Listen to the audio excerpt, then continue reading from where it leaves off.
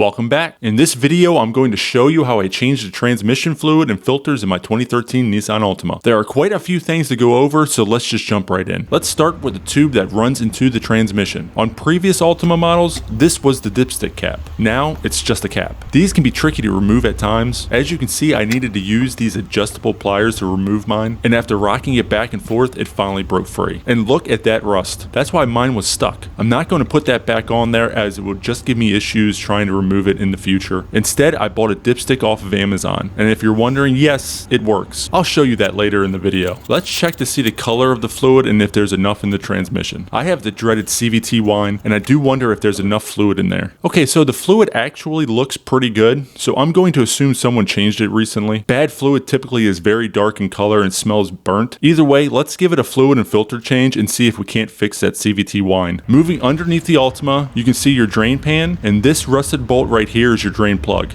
Due to the rust, I'm going to use some liquid wrench to hopefully get the plug removed without stripping it. Make sure you also spray down the pan bolts to help when you are ready to remove them. Now this is very important. Make sure you wipe the plug down before grabbing your wrench. This stuff is pretty slick, so you could end up stripping the plug if you don't wipe it off. I forgot to wipe off the pan bolts, but luckily it didn't affect anything. You'll see that later. Once that's done, go ahead and grab your 19mm socket and 3-inch extension and get that plug off of there.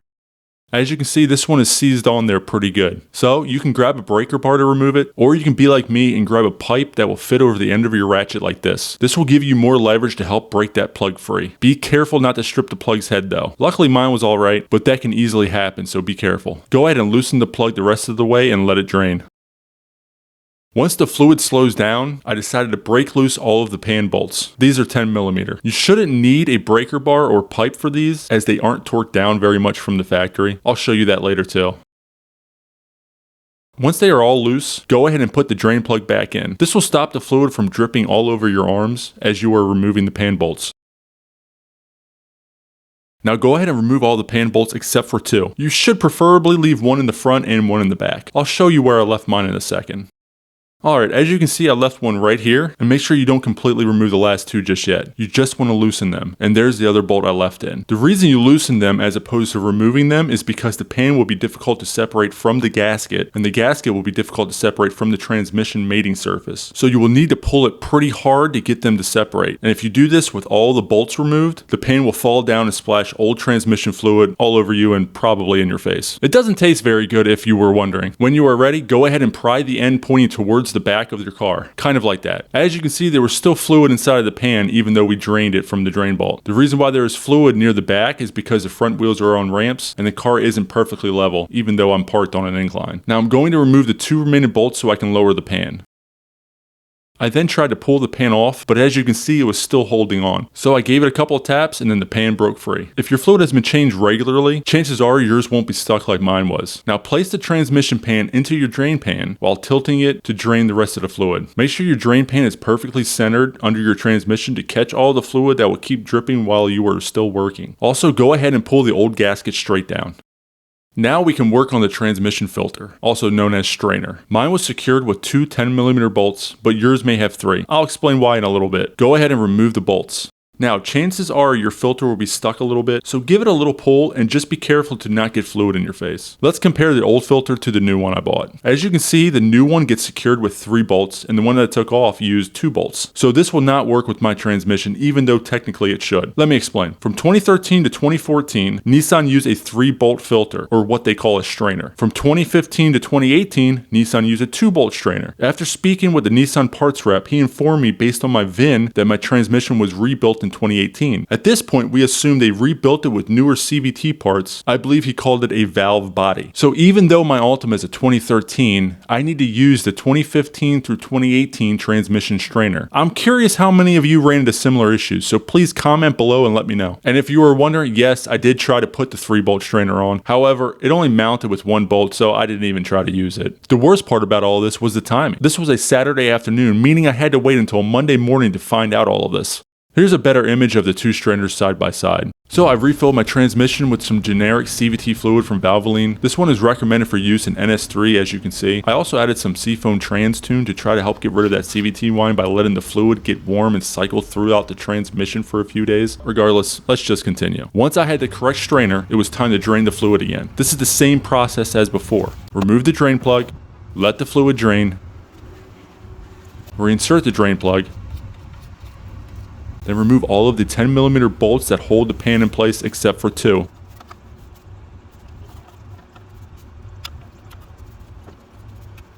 Once you have 2 bolts on opposite ends left, go ahead and remove them while holding the pan with the other hand to carefully guide it into your fluid catch pan.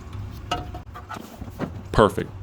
Now looking inside of your pan, you will notice 2 circle magnets. Hopefully yours aren't covered in shavings like mine is. This is not really what you want yours to look like. If you change your fluid and filters every 30,000 miles, your magnets won't get gunked up like this. Regardless, you need to remove them and clean them up before putting them back on. I just used some brake clean and blue towels. Make sure you clean the inside of the transmission pan also. Now we can move on and install the correct strainer. Remember, my strainer is a 2-bolt design. I'm going to apply some old transmission fluid to the seal right here to prevent it from binding when I install it. Go ahead and push the filter into place and then start threading in both bolts. Once they are finger tight, go ahead and grab your torque wrench and torque these bolts down to 70 inch-pounds, not foot-pounds, inch-pounds. Now it's possible to place your new gasket on the mating surface of the transmission and let go. There are a couple of small studs that stick out, and I think that's what mine was holding on to. If yours won't hold like mine, you will need to place it on the transmission pan and carefully try to keep it in place as you mount the pan and start screwing in the pan bolts. Go ahead and grab your clean pan and reinstall the 2 magnets on the 2 circles here. Just like that. Now you can carefully push the pan back onto the transmission, trying not to upset the gasket too much. Once you have it perfectly lined up, go ahead and start screwing in a couple of bolts by hand. Then grab your 3-inch extension and 10mm socket and tighten them until you get the pan flush with the transmission.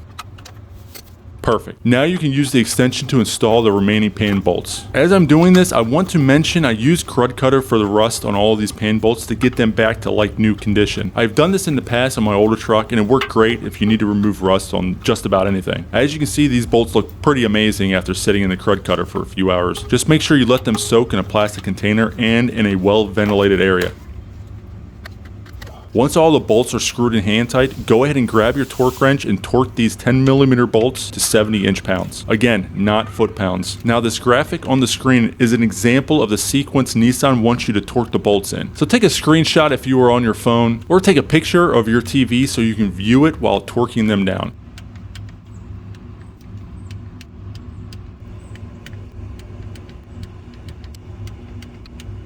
I'm going to go back over each bolt to make sure I did not miss any. Also, you need to torque down the drain plug to 25 foot-pounds, but do not replace the crush washer just yet. You will be doing 2 drain and fills in total, so leave the old crush washer in there for now.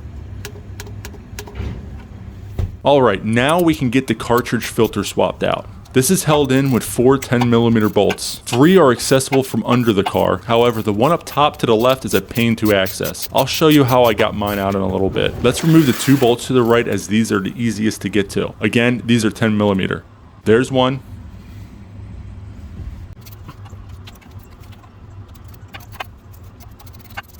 And there's the other bolt. Now let's jump to the 2 left bolts. We will start with the one on the bottom. For this one, you will need to use an open-ended wrench or a ratcheting wrench because a regular ratchet won't fit. These ratcheting wrenches work great in these tight areas. You don't have a lot of room, so be patient. Once the bolt is loose enough, go ahead and loosen the rest by hand. Perfect.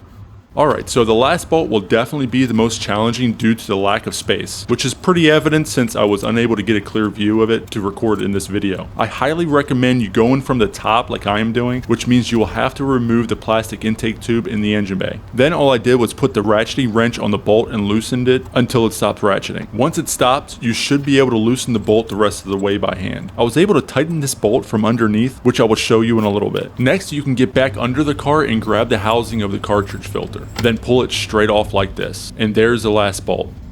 Now check the mating surface of the housing to make sure it's still in good condition and not covered in dirt and debris. Also keep in mind there will be fluid that flows out of the area the filter is setting, so you will need to keep your drain pan underneath. Let's remove that filter. Chances are this filter will be stuck in there pretty good, so you may need to wiggle it a little as you are pulling straight back.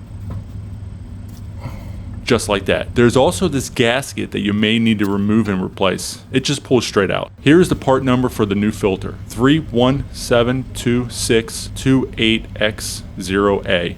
And here's the part number for the gasket, 315263VX0A.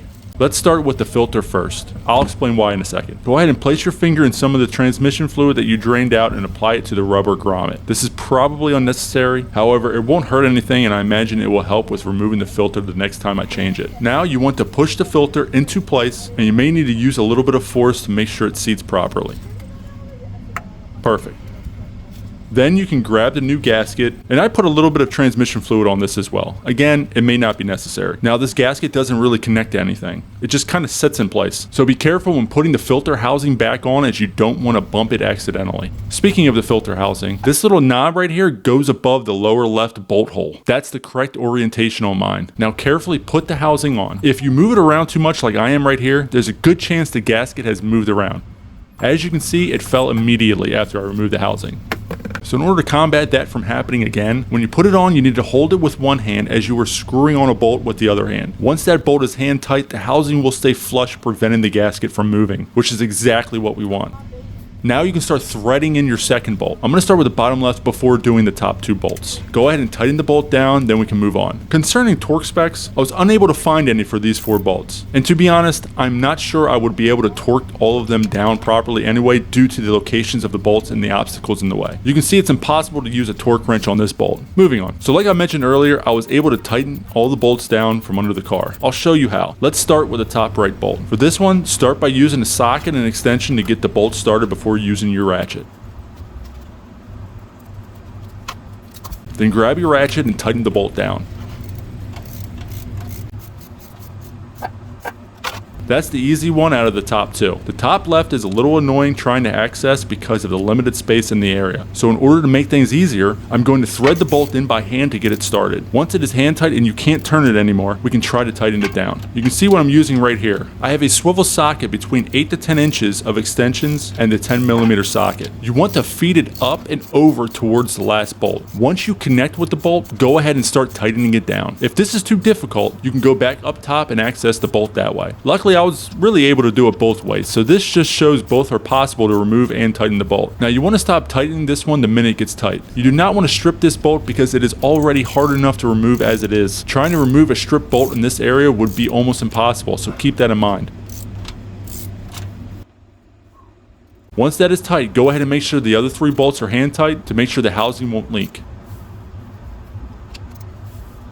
Perfect. This would be the perfect time to grab your phone and take a video like I am doing. You can review it to make sure all bolts are flush in the housing, meaning they are in fact tightened down. Once that's been confirmed, we can begin filling our transmission. Go ahead and remove the dipstick and move it out of the way. Now you want to get a funnel small enough to fit in the tube. I found a pack of small funnels on Amazon for cheap, and I'll leave the link in the description for them. Now I went with genuine Nissan CVT NS3 fluid, which is recommended for all Altimas from 2013 and up. Since mine was whining, I figured this was a good choice. However, if you keep up with the fluid and filter changes on your Nissan and want to save some money, some people claim you can use an aftermarket brand. You just need to make sure the fluid is made specifically to use in NS3 CVTs, similar to the Valvoline fluid I used early in the video. Alright, so for the initial fill, Nissan recommends adding 2 full quarts and then 5/8 of a quart. This does not need to be 100% accurate, just get it close. You should have a total of 6 quarts for this fluid change, which is perfect because you are going to be using 3 total quarts in the final fill later on, but we aren't there yet, so let's focus on the first fill. Once you have filled the transmission with 2 and 5/8 of a quart, you can remove the funnel and put the dipstick back in the transmission tube. Now you need to start the engine and get the fluid between 35 and 45 degrees Celsius, which is 95 to 113 degrees Fahrenheit. I'm using an X tool for this, but if you don't have one, I will do my best to explain why that's not really that important. It took me about 2 minutes to find the transmission fluid temp on here, and as you can see, my fluid is supposedly already at 35 degrees Celsius. It's about 75 degrees out, so if it was cold, it would probably take about 5 minutes to reach the same temp. I decided to let my fluid warm up even more to around 40 degrees just in case my X-Tool was not reading it properly. Also, it took about a minute for the fluid to jump from 35 to 37 degrees. So in my unprofessional opinion, I believe you could let the car idle for about 5 minutes in both hot and cold environments to get the fluid to a good temperature. Now, a very important part of this is you have to shift through the gears while it's it's running, and make sure you leave the shifter in each gear for at least 5 seconds. This helps get more of that old fluid moving so we can get it out with the next drain. I did this a couple of times, again because I wanted to try to save this transmission since it was whining.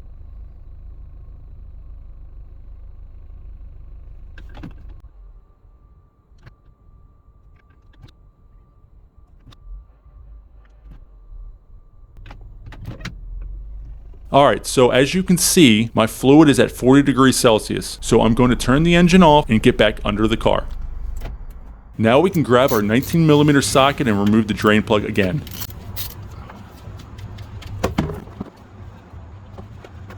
While it's draining, you can now replace your crush washer. The old washer may be a little difficult to get off, but just keep in mind all you need to do is spin it off. The easiest way I found was to hold the washer in place with one hand and then spin the drain plug with the other, just like this.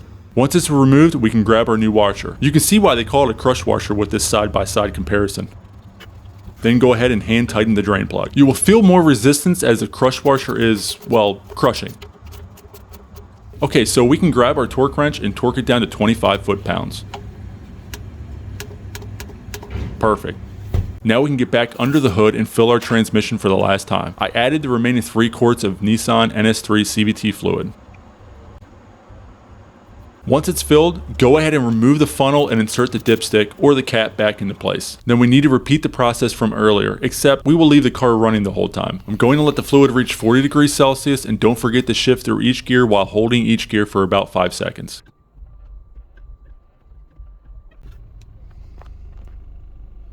Once it reaches temp, we then need to remove this overflow plug. This is a 14mm. Grab your drain pan again and put it underneath this plug as some fluid will come out. And remember, your engine should still be on. As you can see, when you remove the plug, there will be some fluid that comes out. Give it about 5 to 10 seconds to drip out and then put the plug back on. You don't want to wait too long because the fluid will keep expanding as it gets hotter and hotter, meaning it will continue to drip and eventually you will be low on fluid. So 10 seconds is probably long enough to wait to reinstall the plug. Once it's hand tight, go ahead and torque the overflow plug to 89 inch-pounds. Perfect. Alright, now when it comes to checking the fluid, I'm going to show you where the fluid is on the dipstick when the engine is cold and hasn't been running for a couple of days. Go ahead and pull the dipstick out and wipe it off. This makes it easier to monitor compared to a warm or hot engine because the fluid will vary depending on how hot it is. Then, pull it out and find the level. As you can see, the fluid is just below that first divot in the dipstick. I am on a level surface, so keep that in mind when checking yours. That's all there is to it. If you found any part of this video helpful or entertaining, please give it a thumbs up. Also, if you haven't subscribed yet, hit that button as well as the notification bell so you don't miss a video from our channel. Thanks for watching and we'll see you on the next one.